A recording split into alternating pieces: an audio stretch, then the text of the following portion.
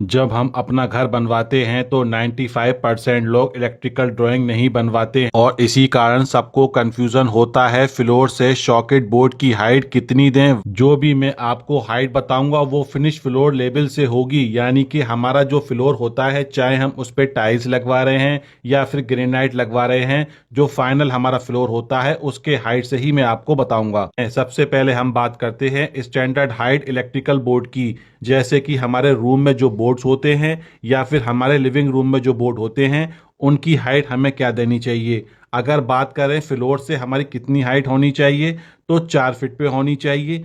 अगर हम वहीं बात करें इंचेस में कितनी होनी चाहिए तो इंचेस में 48 इंचेस होनी चाहिए। जब हम रूम में एंटर होते हैं जो मेन बोर्ड होता है लाइट ऑन करने के लिए, फैन ऑन करने के लिए, उसकी हाइट क्या देनी चाहिए। उसकी हाइट भी हमारी फ्लोर से 4 फीट पे यानी 4 फीट पे देनी चाहिए। अगर इंचेस की बात करें तो 48 इंचेस पे होनी चाहिए। अब बात करते हैं एसी पॉइंट की। एसी पॉइंट डिपेंड करता है, ज्यादातर जो लगवाते हैं वो डिपेंड करता है कि आपकी सीलिंग हाइट क्या है, but standard side AC point का जो है वो 7 फीट होता है। अगर हम इंचेस में बात करें तो 84 इंचेस। अब बात करते हैं ट्यूबलाइट CFL जो हाइट्स होती है, यानी हमारे रूम में जो लाइट होती हैं उनकी हाइट क्या लेनी चाहिए। तो उनकी हाइट आपको फ्लोर से 7 फीट से लेके 7.5 फीट में लेनी चाहिए।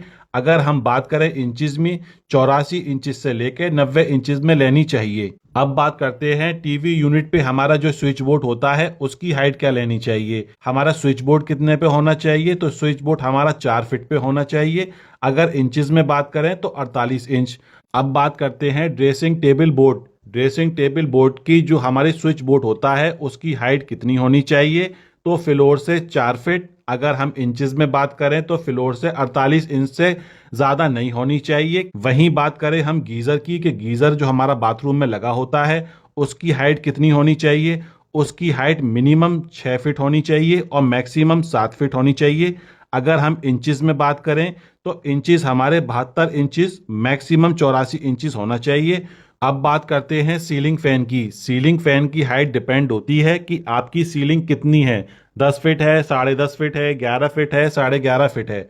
मान के चलो आपकी 10 फीट पे आपका दिया हुआ है सीलिंग, तो उसकी हाइट कितनी होनी चाहिए सीलिंग फैन की तो उसकी हाइट 8 फीट होनी चाहिए। अगर इंचेस की बात करें तो 96 इंचेस होनी चाहिए। अब बात करते हैं डोर बेल की हाइट क्या होनी चाहिए। डोर बेल हमारे मेन गेट पे लगा होता है तो इससे हमें पता चलता है कोई गेस्ट आया हुआ है कि नहीं। डोर बेल की हाइट 4 फीट पे होनी चाहिए। अगर इंचेस की बात करें तो 48 इंचेस पे होनी चाहिए। अब बात करते हैं किचन स्विच बोर्ड की। किचन स्विच बोर्ड जितने भी होते हैं हमारे, उनकी हाइट कितनी होनी चाहिए।